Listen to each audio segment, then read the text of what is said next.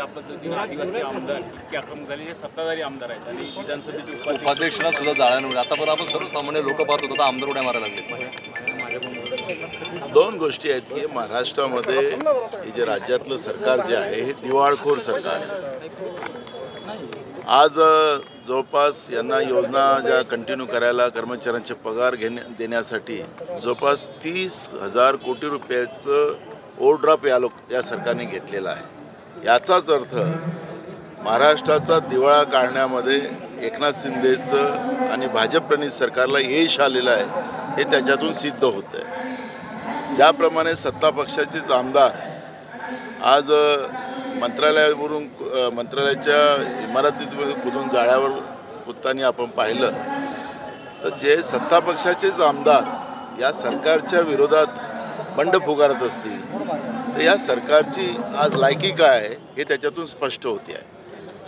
आपण शाहू महाराजांच्या भूमीमध्ये आहोत. या भूमीनं देशालाच नव्हे तर जगाला संदेश दिलेला आहे.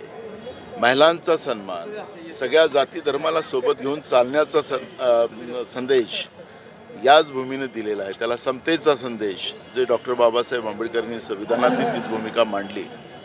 आज महाराष्ट्रामध्ये समता राहिली नाही. महिला तर कुठेही सुरक्षित नाही. आज त्याचं प्रत्येक असं एक शहर नाही, एक गाव नाही की जिथं आमची लहान मुलगी सुरक्षित आहे, आमची महिला सुरक्षित आहे.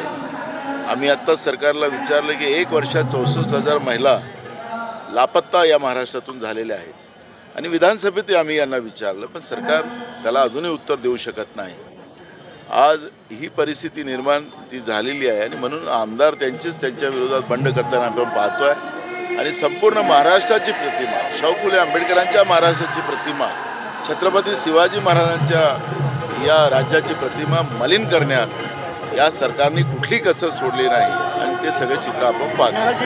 हे निर्णयाचा धडाका नाही आहे, हा लोकहिताचा धडाका नाही आहे, हा स्वतःच्यासाठी निर्णय घेण्याचा धडाका आहे. आणि म्हणून मी सांगितलं की महाराष्ट्र वाचवण्यासाठी जनतेच्या आशीर्वादाने जेव्हा महाराष्ट्रात आमचं सरकार येईल तर महाराष्ट्राच्या हितासाठी आम्हाला फार काही निर्णय अजून घ्यावे लागतील आणि तेव्हाच महाराष्ट्र वाचेल. नाहीतर हे यांनी महाराष्ट्र विकायचं ठरवलेलं आहे, लिलाव यांनी महाराष्ट्राचा काढलेला आहे आणि म्हणून प्रत्येक कॅबिनेटमध्ये शेवटच्या या पद्धतीचे निर्णय, चुकीचे निर्णय हे सरकार घेताना आपण पाहतो.